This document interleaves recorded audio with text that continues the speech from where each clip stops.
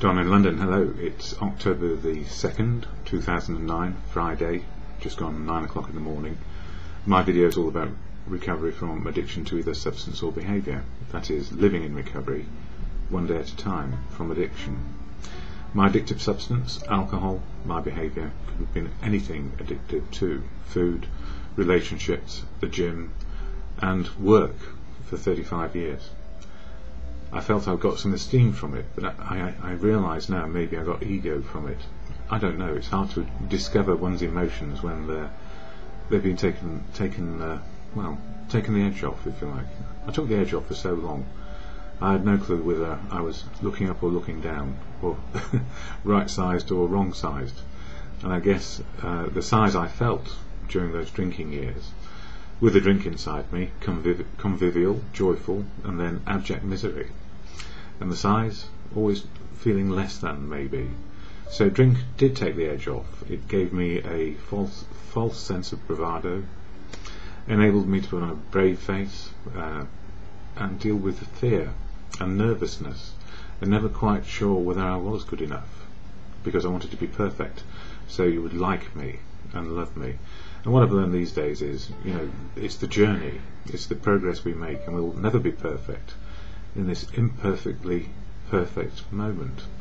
So my videos, yes, all about recovery, one day at a time, to find emotional, physical and spiritual well-being as best we can. So we take our lumps as we go through life, and we learn, and some lumps are very difficult because they remain with us forever. So we cannot put the clock back. And some people say, look back and don't stare, and I think that's probably useful. But we face the consequences of our actions always, and that will impact on other people, how they view us, whether they want to include us in their lives or not. And often I talk about forgiveness and forgiving. So what helps me with the forgiveness process and the forgiving process, not only for myself but for other people, as if we can forgive. And partly it's to do with how we change our attitude and behaviour, how we do what I would call a living amend, and that is to know and understand what we've done, why, and what we can do about it. And most often it's to change our attitude and behaviour, so we don't keep on repeating the same old patterns over and over again, which is in fact a definition of insanity, to follow a path which is destructive and don't change, even though we know it's destructive.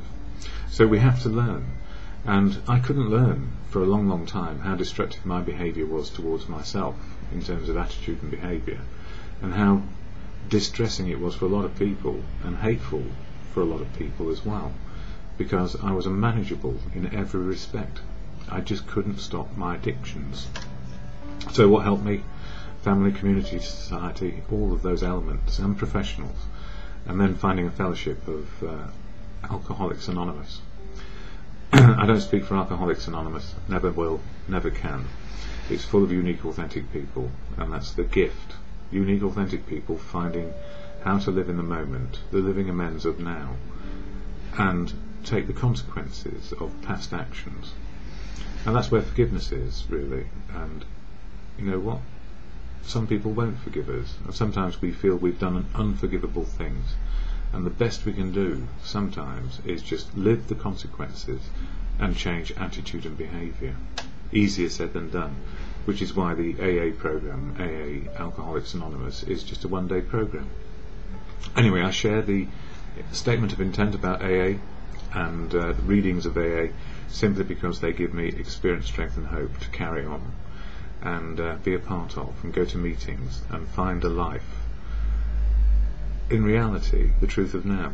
So the intent statement, or the AA preamble shared at every meeting, goes like this: Alcoholics Anonymous is a fellowship of men and women who share their experience, strength and hope with each other, that they may solve their common problem and help others to recover from alcoholism. The only requirement for membership is a desire to stop drinking. There are no dues or fees for AA membership. We are self-supporting through our own contributions. AA is not allied with any sect, denomination, politics, organisation or institution, does not wish to engage in any controversy, neither endorses nor opposes any causes. Our primary purpose is to stay sober and help other alcoholics to achieve sobriety. And what AA provides for me is a way to find the truth of now. And for me, as many people may or may not agree, it's just the way I see it for now, and my evolution in understanding just grows by the day. Truth is the spiritual connection to now, and so if I can live the truth, then I have a conscious contact with what is going on. And if I have a conscious contact with what is going on, as Gandhi said, God is truth. And other people say God is love, and God works through people. So if I'm in the game of life, well, it's not a game, it's very serious. We only get one as far as I know. We are present, and we are living where we are. So, readings. I didn't know where to put my books. Just so you know, it's the 10th month and the 10th step of AA, of the 12-step program for action to change attitude and behaviour reads, continue to take personal inventory, and when we were wrong, promptly admitted it. So it's part of living the amends, if you like. And it's about our attitude and behaviour on a daily basis and how we go about things. So in the daily reflections today, where it says the acid test, as we work the first 9 steps, we prepare ourselves for the adventure of a new life. But when we approach step 10, we commence, that's the next door, chucking out the empty wine bottles. We commence to put our AA way of living to practical use day by day, in fair weather or foul. Then comes the acid tests. Can we stay sober, keep in emotional balance, and live to good purpose under all conditions? Providing we keep it in the day, I hope. They must have had a hard night over there. Yeah, I'll talk about that another time. I know the promises are being fulfilled in my life, but I want to maintain and develop them by the daily application of step 10. I have learned through this step that if I am disturbed, there is something wrong with me. The other person may be wrong too, but I can only deal with my feelings. When I am hurt or upset, I have to continually look for the cause in me, and then I have to admit and correct my mistakes. It isn't easy, but as long as I know I am progressing spiritually, seeing the truth of now for me, I know that I can mark my effort up as a job well done. I have found that pain is a friend. It lets me know there is something wrong with my emotions, just as physical pain lets me know there is something wrong with my body. When I take the appropriate action through the 12 steps, the pain gradually goes away. And what a gift, because some pains don't go away, because as we get older we get other conditions which affect us. I'll talk about that another day as well. But in as Bill sees it, page 220, it says, in partnership. As we made spiritual progress in the truth of now, that's for me, it became clear that if we ever were to feel emotionally secure, we would have to put our lives on a give and take basis. We would have to develop the sense of being in partnership or brotherhood with all those around us, which is like the United Nations Declaration of Human Rights, Article 1. Yeah. We saw that we would need to give constantly of ourselves without demand for repayment. When we persistently did this, we gradually found that people were attracted to us as never before. Even if they failed us, we could be understanding and not too seriously affected. In other words, if we judge other people, they will bite us on the bum by judging us back. The unity, the effectiveness, and even the survival of AA will always depend upon our continued willingness to give up some of our personal ambitions and desires for this common safety and welfare. Just as sacrifice means survival for the individual alcoholic, so does sacrifice mean unity and survival for the group and for AA's entire fellowship. So we work together to try and make life work, to be included and be a part of, to get better choices in the day. That's what it's about for me.